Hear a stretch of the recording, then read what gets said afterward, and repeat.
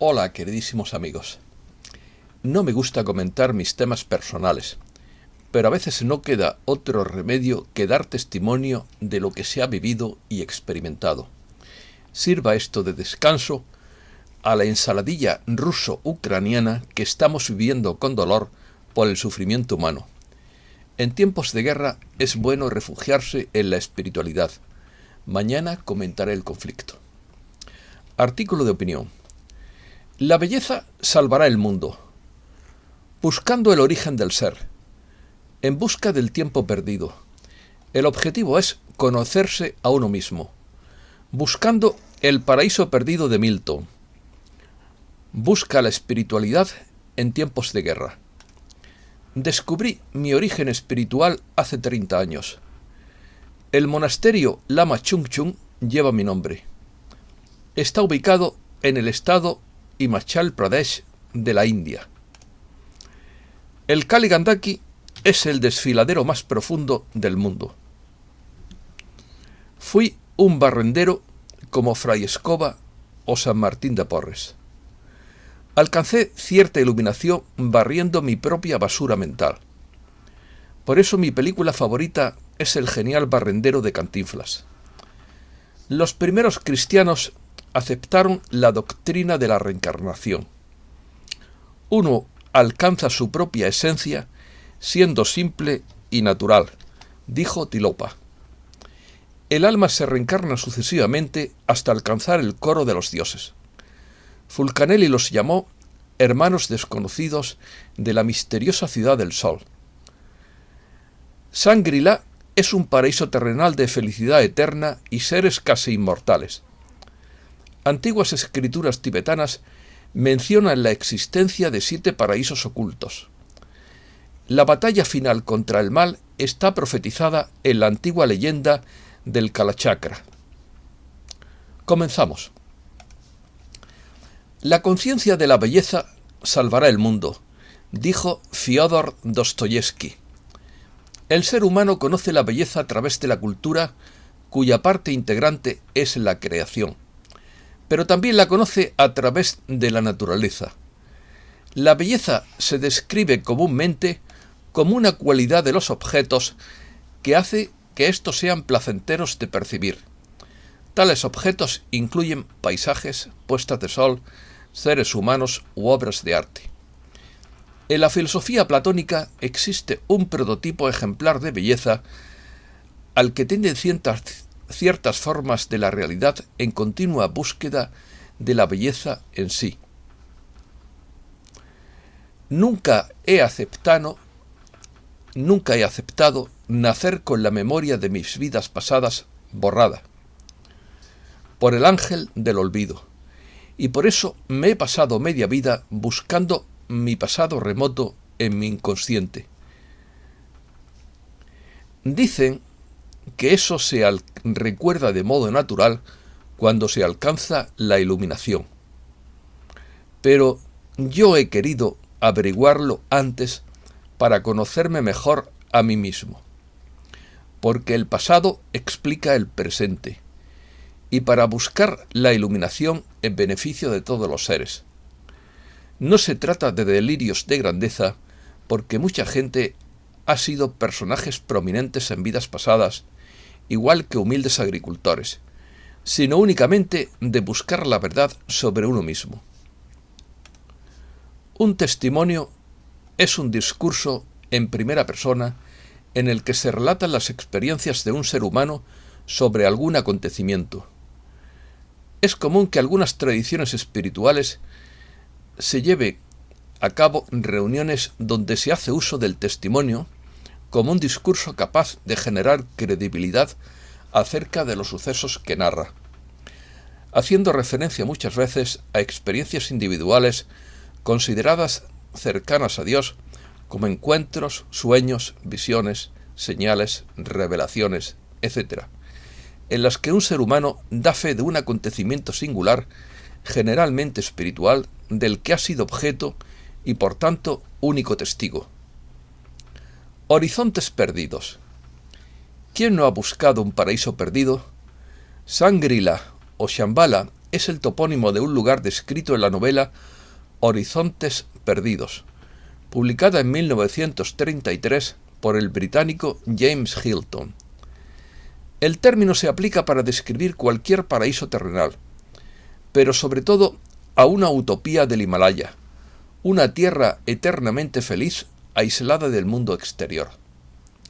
Hilton describe a Shangri-La como un valle místico y armonioso, suavemente guiado desde un lamasterio, o de un monasterio de lamas, encerrado en el extremo occidental de las montañas Kullum. Las personas que viven en Shangri-La son casi inmortales, viven cientos de años más que el resto de los seres humanos y envejece muy lentamente. En las antiguas escrituras tibetanas se menciona la existencia de 7 de esos lugares como tierras ocultas parecidas a Shangri-La, creadas por Padmasambhava o Guru Rinpoche en el siglo IX como refugios idílicos y sagrados en tiempos de conflicto. Shambhala. En varias tradiciones espirituales, Shambhala es un reino mítico oculto en algún lugar más allá de las montañas nevadas de la cordillera del Himalaya. El primer rey de Shambhala se llamaba Suchandra y decía ser una emanación de Vajrapani. En la película Doctor Strange de 2016, la contraseña del Wi-Fi de su Sancta Sanctorum es Shambhala, haciendo referencia a este mito por el contexto místico de la propia historia de Marvel. Nikolai y Elena Roerich dirigieron una expedición de 1924 a 1928 dirigida a Shambhala. También creían que la montaña Beluga en las montañas de Altai eran una entrada a este reino, una creencia común en esa región. La escritora francesa Alexandra David-Nel asoció Shambhala con Balkh en el actual Afganistán. El 2 de diciembre de 1923, Nikolai Roerich con su familia llega a la India. Allí empezó la ruta de la expedición por las regiones difíciles de acceso de Asia Central. La ruta complicadísima de la expedición pasó por Sikkim, Cachemira, Ladakh o el pequeño Tíbet, Xinjiang en China, Rusia, Siberia, Altai, Mongolia y Tíbet, por las regiones no investigadas del Transhimalaya. La investigación duró de marzo de 1925 a mayo de 1928. El gran artista ruso Nikolai Roerich crea un concepto de cultura absolutamente nuevo, fundado en las ideas de la ética viva. La cultura está ligada estrechamente con los problemas de la evolución universal de la humanidad, y es el gran pilar de este proceso. La cultura se apoya en la belleza y en el conocimiento, escribía él, y repetía la célebre frase de Fyodor Dostoyevsky: la conciencia de la belleza salvará al mundo. El ser humano conoce la belleza solamente a través de la cultura y de la naturaleza, cuya parte integrante es la creación. Iniciación. El día de la luna llena del tercer mes, en la estepa de Danyakataka, en el sur de la India, ante una reunión de innumerables bodhisattvas, dakas, dakinis, dioses, magos blancos y gnomos, Buda enseñó la doctrina del Kalachakra, la rueda del tiempo, a petición del rey Suchandra. Cuando volvió a Kalapa, el rey Suchandra construyó un mandala tridimensional del Kalachakra. Tuve la fortuna de ser iniciado en Kalachakra por Sakya Trizin Rinpoche, cabeza del linaje Sakya, entendiendo por linaje la línea ininterrumpida de transmisión de enseñanzas desde el mismo Buda. Esta iniciación me cambió la vida para bien. El Tantra de Kalachakra profetiza que cuando el mundo decaiga en la guerra y la codicia y todo esté perdido, el 25º rey Kalki, el Buda Maitreya, el verdadero claro, emergería de Shambhala con un enorme ejército para vencer a las fuerzas oscuras y marcar el comienzo de una era dorada mundial. Esta batalla final está profetizada para el año 2424 o 2425, en el año 3304 después de la muerte de Buda. Pero claro, las fechas podrían adelantarse. A partir de entonces, el budismo sobreviviría otros 1800 años. Esta profecía se parece mucho a la segunda venida de Cristo. Se dice que cuando el mundo entre en una era de guerra y maldad y todo esté perdido, el rey de Shambhala, Rudra, saldrá de su ciudad secreta con un gran ejército para eliminar y repeler la maldad y comenzar una nueva era de pureza. En Shambhala hay 32 reyes, que reinan cada uno 100 años. Durante el reinado de Rudra Chakrin en Shambhala, el mal atacará a Shambhala con una armada enorme, o con un ejército enorme, equipado con armas terribles. En la gran y última batalla, el rey de Shambhala, Rudra Chakrin, detendrá a todos aquellos que experimenten maldad. Paraíso perdido. Todos los seres humanos con anhelos espirituales, perdón que a veces no vocalizo correctamente, buscamos el paraíso perdido de John Milton, un poema narrativo del siglo XVII que se considera un clásico de la literatura inglesa y ha dado origen a un tema literario muy difundido en la literatura universal. Está dividido en 12 libros y sobrepasa los 100.000 versos escritos sin rima. El poema es una epopeya acerca del tema bíblico de la caída de Adán y Eva. La obra trata fundamentalmente sobre el problema del mal y el sufrimiento en el sentido de responder a la pregunta, dificilísima pregunta, de por qué un Dios misericordioso, bueno y todopoderoso decide permitirlos cuando le sería fácil evitarlo. O sea, decide permitir el mal cuando le sería fácil evitarlo. Esa es la gran pregunta de todos los filósofos de todas las épocas.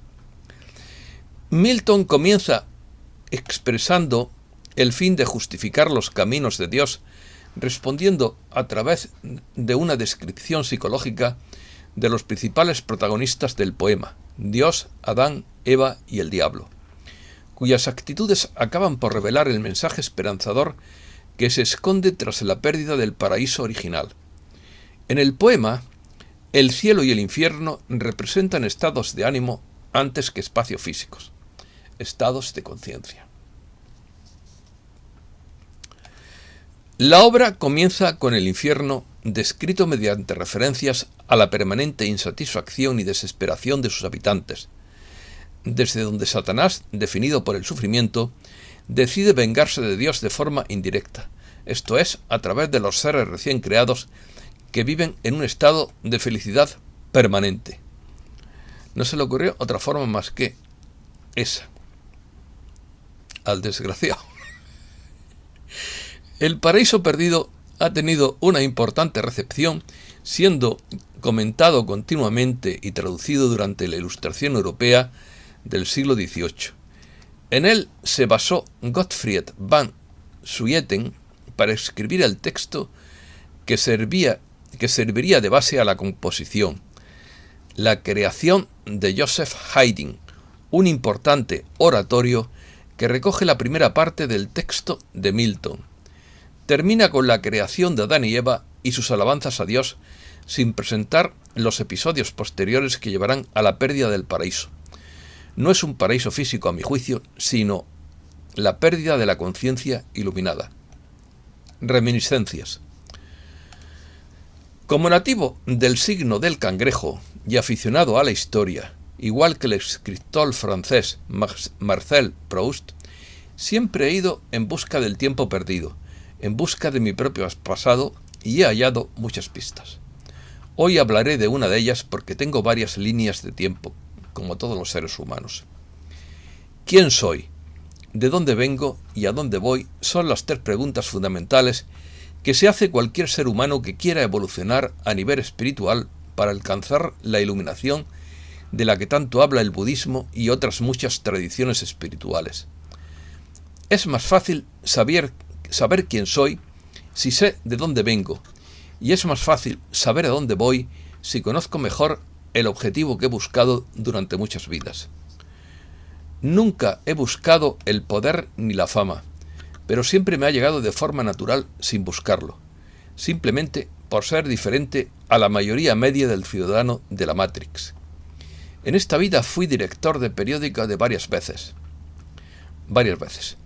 pero siempre dimití porque nunca me ha gustado tener poder sobre nadie, ni que nadie tenga poder sobre mí, porque amo la libertad por encima de todo.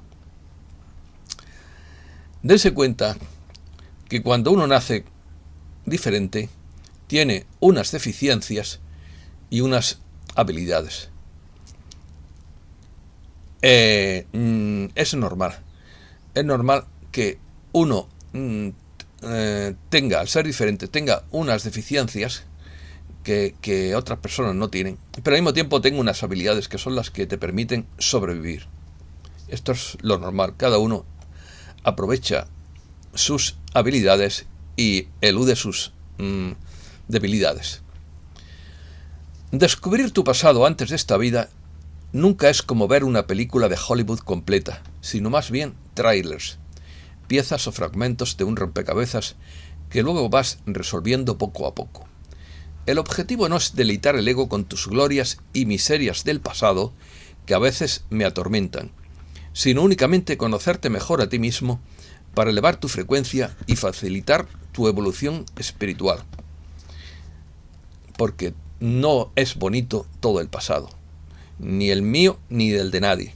Hay cosas feas en el pasado de cada uno que a veces nos gustarían que nunca hubieran pasado. Pero he aquí la solución. Todo tiene remedio en esta vida. Podemos cambiar el pasado porque el tiempo no es lineal, sino circular. A veces te llegan pistas desde los lugares más insólitos, como sueños, búsquedas por internet o práctica de terapia regresiva consciente y científica, porque dicha terapia está reconocida como una rama oficial de la psicología y yo me gasté mucho dinero en ella, aunque hace muchos años que no la practico. Reencarnación. La reencarnación es la creencia consciente de que la esencia individual de las personas, alma o espíritu, empieza una nueva vida en un cuerpo o forma física diferente después de la muerte biológica. Esta creencia aglutina de manera popular diversos términos: metempsicosis, transmigración, reencarnación y renacimiento.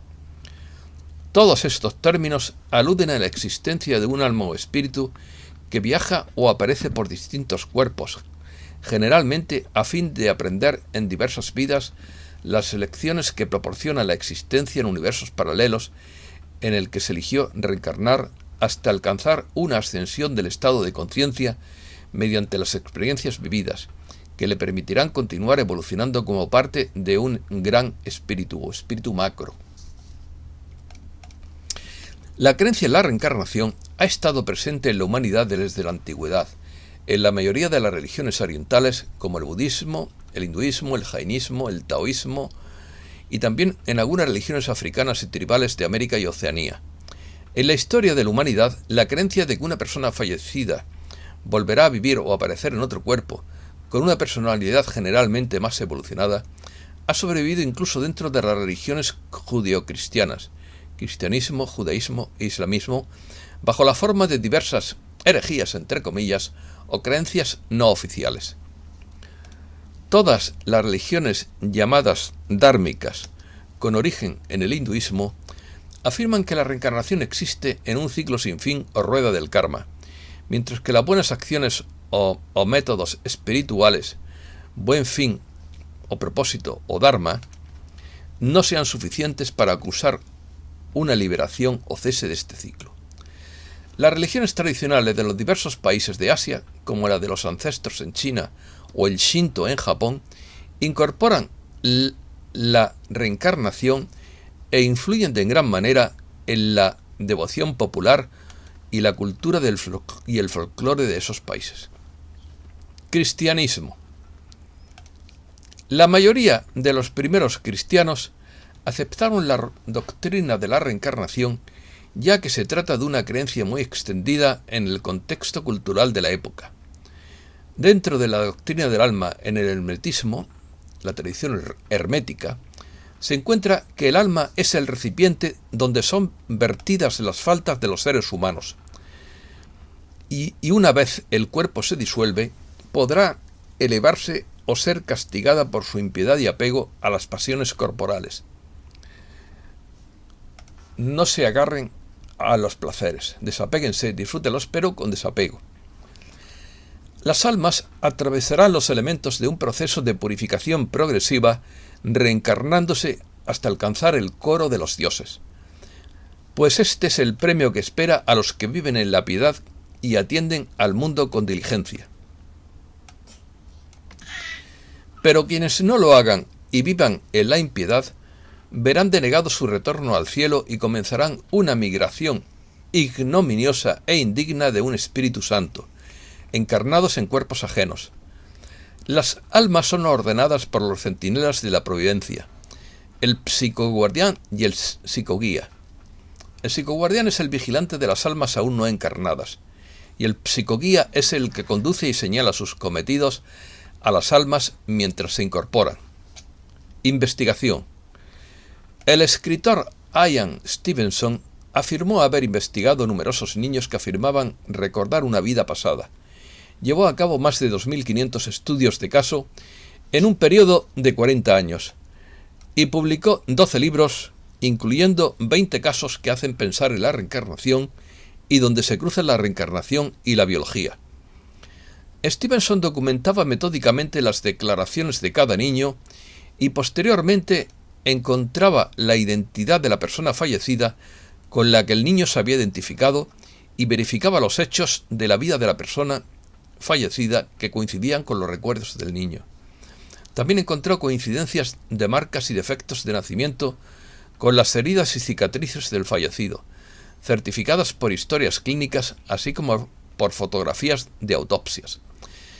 Stevenson buscó evidencias refutatorias y explicaciones alternativas a los informes y pensaba que sus estrictos métodos descartaban todas las posibles explicaciones normales para los recuerdos de los niños.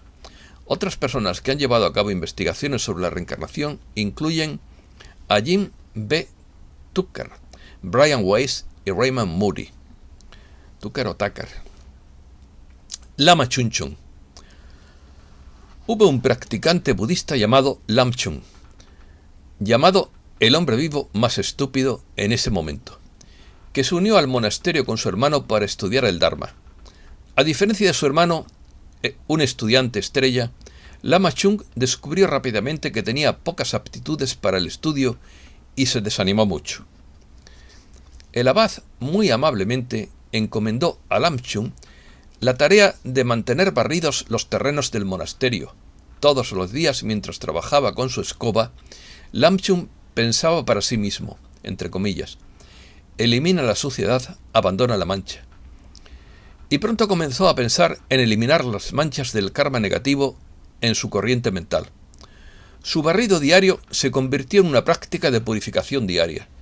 De esa manera se iluminó en una sola vida. Entre comillas, no haciendo nada, sino siendo simple y natural, uno alcanza su propia esencia. Dice el canto del Mahamudra de Tilopa. Un lama es un maestro espiritual, alguien capaz de mostrar a otros el camino inequívoco a la liberación y la iluminación. No debe confundirse monje con lama, pues el monacato no es un requisito para la condición de tutor espiritual. La tradición tibetana concede una importancia crucial al papel del maestro, pero hoy en día lo más importante es que cada uno sea su propio maestro sin dejar de aprender de todos. Rinpoché es un título honorífico usado por el budismo tibetano como una forma de mostrar respeto al dirigirse a aquellos reconocidos como tulkus o la reencarnación de un maestro prominente.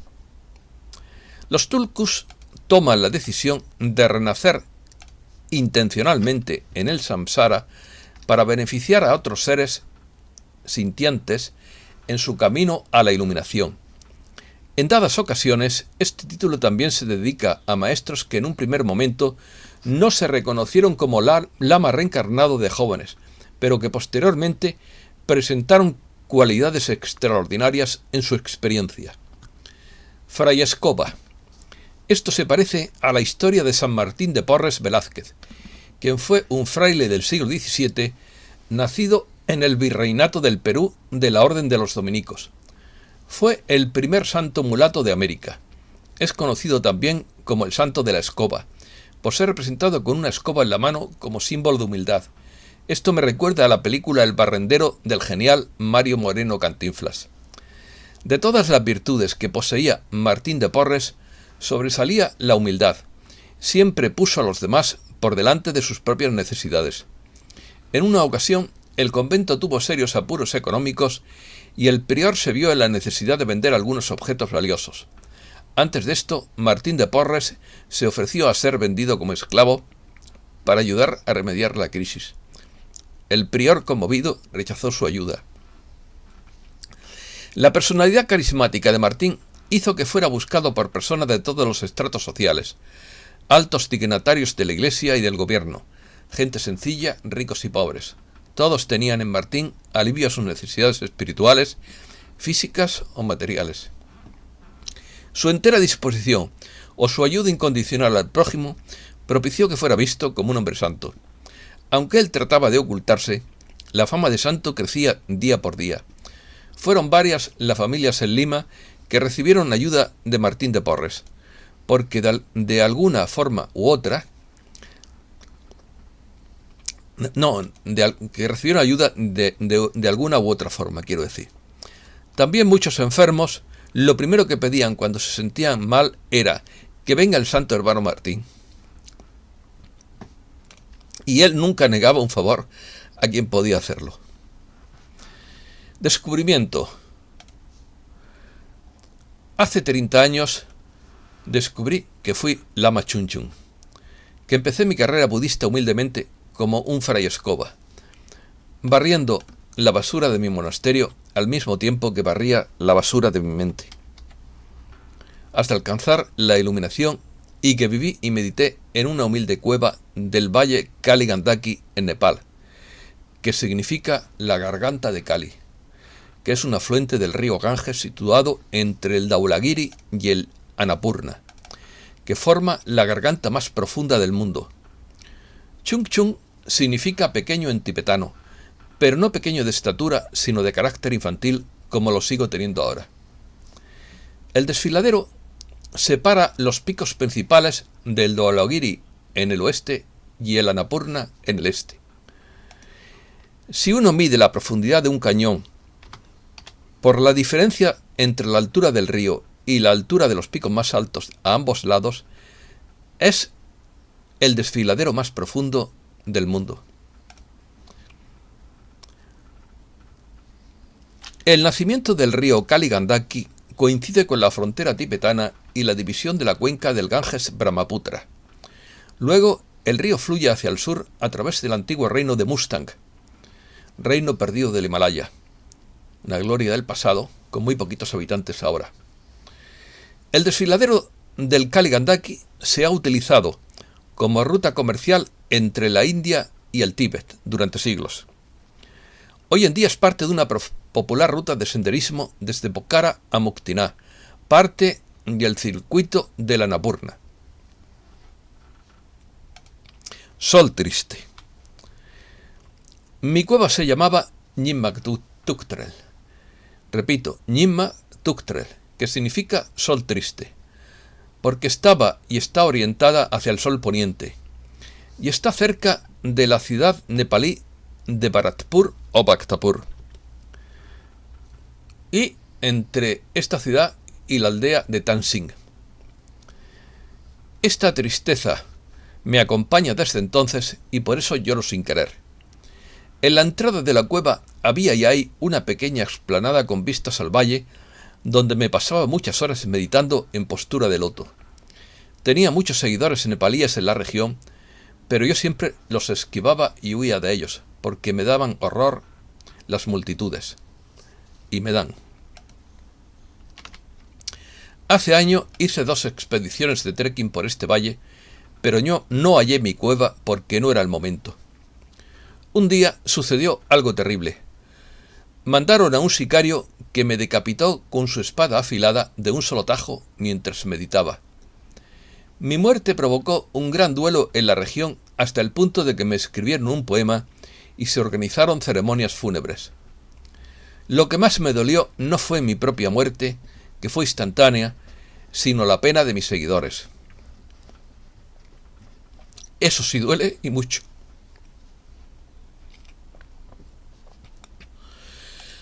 Todavía hay alguna persona viva que me recuerda y que le doy pena por mi martirio.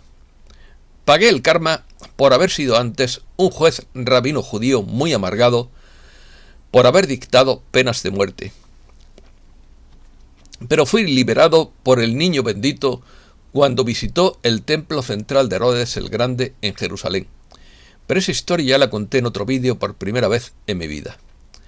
Sé que hay libros antiguos que hablan de mí, pero no he conseguido acceder a ellos. Y tampoco busco un reconocimiento oficial como Tulku. Solo quiero que me dejen en paz mientras cumplo con mi misión de vida como periodista divulgador y heraldo de la nueva era. Un regalo. El regalo me llegó en sueños hace pocos días cuando sentí el impulso de buscar por internet determinadas palabras clave gracias a mis guías. Todos los tenemos. Descubrí por casualidad un monasterio que llevaba mi nombre, llamado Dar Lama Chung Chung, que está en la India, cuya foto aparece en la portada o miniatura de este vídeo. Este laberinto de viviendas monásticas en la cima de una colina, parecido al bello pueblo almeriense de Mojácar, es el resultado de siglos de ataques mongoles. En el valle Spiti de la India, el monasterio Kei, o Ki, Kie o Ki o Ke, parece un templo destartalado del misticismo, sacado directamente de una novela de fantasía. Pero este campo de entrenamiento budista es en realidad el resultado de repetidos ataques de hordas mongolas. Se desconoce la edad exacta de la fundación del monasterio de Kei. Kei es la aldea, claro. Pero se cree que originalmente se remonta al 1100 después de Cristo. Aunque muchos creen que el sitio es aún más antiguo. Ahora, ubicadas en la cima de una montaña, las primeras estructuras construidas por los monjes originales habrían sido mucho más bajas. Otro día contaré la historia que tuve con el primer rey del Tíbet, Trongchen Gampo, pero eso es otra historia diferente. Sin embargo, a medida que los budistas pacíficos fueron atacados por los mongoles del área, los esfuerzos de reconstrucción simplemente se basaron en lo que había sucedido antes, creando al final el mosaico errático de habitaciones, pasillos estrechos y patios ocultos que existen hoy. Gran parte del monasterio tiene una clara influencia de diseño chino, como muchas estructuras parecidas en la zona, que se remonta a un periodo del siglo XIV, cuando el estilo llegó al área. Los interiores también son ricos en murales históricos y documentos valiosos para las órdenes que han vivido en el monasterio en constante cambio. Hoy en día, el monasterio de Kei sigue siendo un campo de entrenamiento en pleno funcionamiento, entrenamiento espiritual se refiere, en pleno funcionamiento para lamas, operado por la orden Gelugpa de monjes budistas tibetanos. Alrededor de 250 monjes residen en el sitio en un momento dado, entrenando, cultivando y en general manteniendo viva la maravilla milenaria. Debo decir que se han conservado así porque están dentro de la frontera de la India y por lo tanto no sufrieron los destrozos que hizo la revolución cultural de Mao Zedong, que fue una maravilla que mató a millones de chinos de hambre por sus errores políticos que cometió durante esa reforma, y destrozó la cultura china y la cultura tibetana. Muchísimas gracias, queridísimos amigos.